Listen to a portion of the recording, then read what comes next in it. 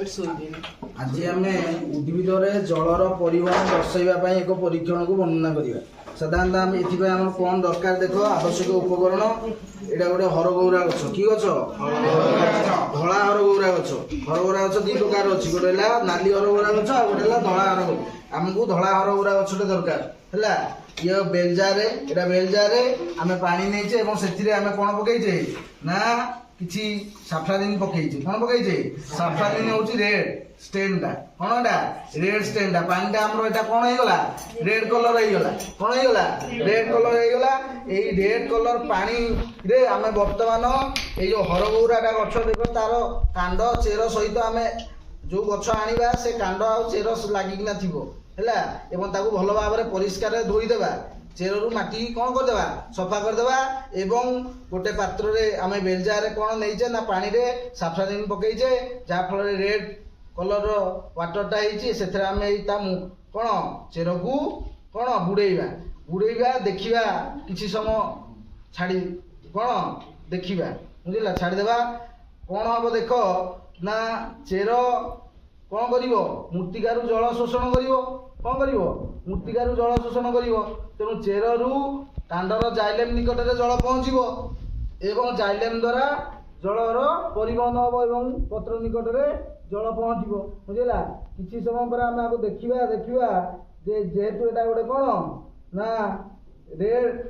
Colour stand आम पकईचे जिते chair पानी की शोषिब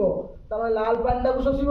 तो लाल पानी शोषिले ये धला हरगौरा गछ तेणु चेरु कांड आड़ को कौन हम पानी पहुँचो एवं पत्र निकट में पहुँचो आम देखा आस्ते आस्ते यही कौन ना देखे आम जो चेर पानी पकईले देखे से आस्ते आस्ते कांडटा कौन किसी अंश कौन है रेड कलर होने चेर कौन कर जल शोषण करुच्ची है मृत्तिकार चेर कौन कर जल शोषण करुच्ची एवं क्या निकट में पहुँचुटी कांड निकट में तेणु कांडर जाइलेम अच्छी जाइलेम टिश्यू कि टिश्यू जाइलेम टिश्यू तेणु जाइलेम द्वारा जलर परिवहन होता है फ्लोएम द्वारा खाद्यर परिवहन होता है। तेणु जाइलेम आम जानीचे जे संशक्ति बल बा जो आमर कोहेसन थ्योरी कौन कौन संशक्ति तत्व संशक्ति बल एवं संलग्न बलर मिलित प्रभाव में जलर परिवहन होता है बुझेगा। तेणु चेरु कांड पर्यंत जलर एक निरवच्छिन्न धारा प्रवाहित हुए जहाँ कहुए उच्छेदक स्रोत बुझेगा। तेणु जिते बड़े पत्र निकट में जल पहुँचो पत्र जो स्टोमाटा अच्छी 90 ରୁ 92% जल जलीय बाष्प आकार निर्गत होता है जहाँ कहुए उच्छेदन। कौन कहुए उच्छेदन बुझेगा। तेणु पत्र रू अधिकांश जल स्टोम दे कौन जलीय बाष्प आकार में बाहर को बाहर जाई थाए जहाँफल पत्र फलक विसरण चाप कमी जाए है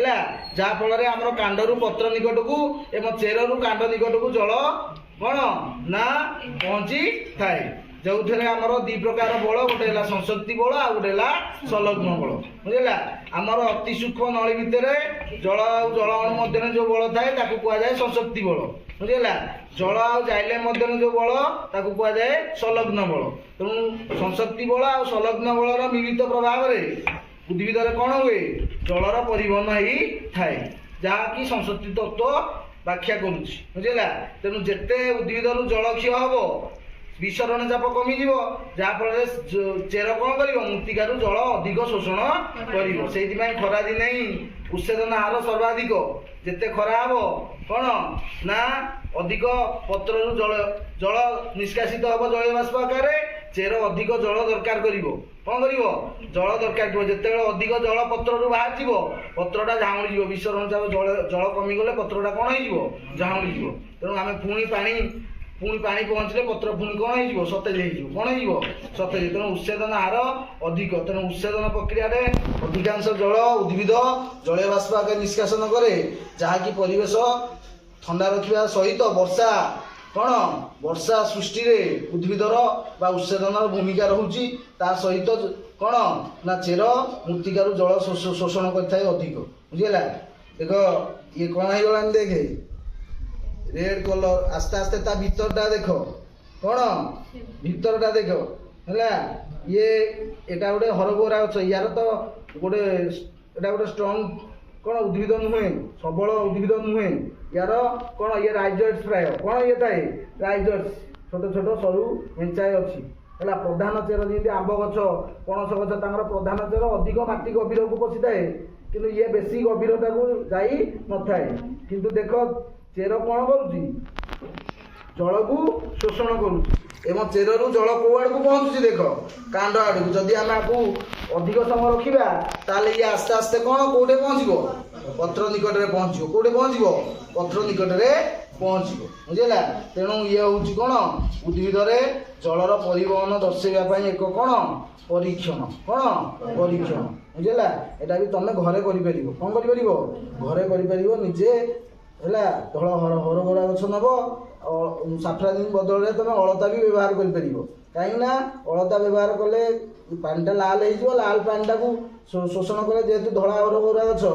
है आम जापर पानीटा उपरकू उपरकू जाऊँगी कौन हो पानीटा उपरकू उपरकू जाऊँगी बुझेगा देख पत्र स्टोमाटा थाए कांडरे कौन थाए क्यूटिकिल ये जो धला आवरणटा यहाँ है क्यूटिकिल आपको जदि आम छड़ेदेवा आलूटा हूँ गोटे मोडिफाइड स्टेम आलूर चोपाटा हूँ तार क्यूटिकिलटा है आलूटा जो पर्यंत चोपा न छड़े आलूटा साइज होना रधिक दिन पर्यंत जदि आम चोपा छड़ेकिना रखीदेवा ताले कौन हम जल जलीय बाष्प आकार बाहर को बाहर बुझेगा तेणु आलूटा आस्ते आस्ते कौन हो सुखीज है से हूँ जेकोसी जो फल सब लेंटिसेल्स थाए कौन थाए लेंटिसेल्स थाए चोपाटा आम छड़ेदेला माने से जल बाहर को बाहरी जीव आस्ते आस्ते से कौन हो संकुचित हो कौन हो फलटा सुखीज कौन हो फलटा सुखीज बुझेगा तेणु जहाँफल साधारणतः आम जो गुड़िक मरुज उद्भिद से मरुज उद्भिद मैंने अधिक जलक्षय को रोकवाई से दिन में स्टोमाटा बंद कर राति खोला रखी था है तेणु जो कांडटा है कौन रूपांतरित हुए कंटार पत्र गुड़ा कौन रूपांतरित होता है कंटार और कांडटा गोटे ऑयल स्केल सप्तफेणी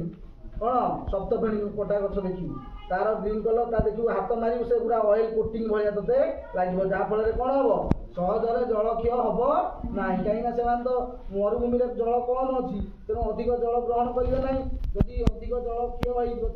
बढ़ी पारे ना तेणु मरुज उद्भिद मैंने कौन दिन में स्टोमाटा बंद करते राति खोला करते पत्र सब कौन रूपांतरित हुए ना आमर कंटारे रूपांतरित होता है तो उद्भिद दी प्रकार गोटे यहाँ देख आम धान आउ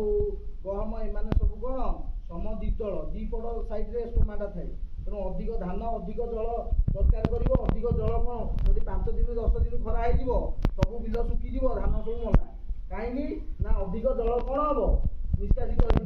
किंतु जो गुड़िक सब आंब पणस एम गोटे माने ऊपर भाग में कौन थाए स्टोमाटा थाए तेणु से कहुए पृष्ठकुक्षीय कौन कहुए पृष्ठकुक्षीय जो पत्र दी पटे स्टोमाटा थाए ताकू कहुए समद्वितल कौन कहुए समद्वितल बुझेगा तेणु पत्र स्टोमाटा द्वारा उत्सेदन प्रक्रिया जल निष्कासन हुए कांडरे आमर क्यूटिकिल एवं चेरे आमर कौन ना लेंटिसेल बुझेगा कौन लेंटिसेल बुझेगा तेणु से या द्वारा अधिकांश जल जलीय बाष्प आकार निष्कासन ही थाए बुझेगा।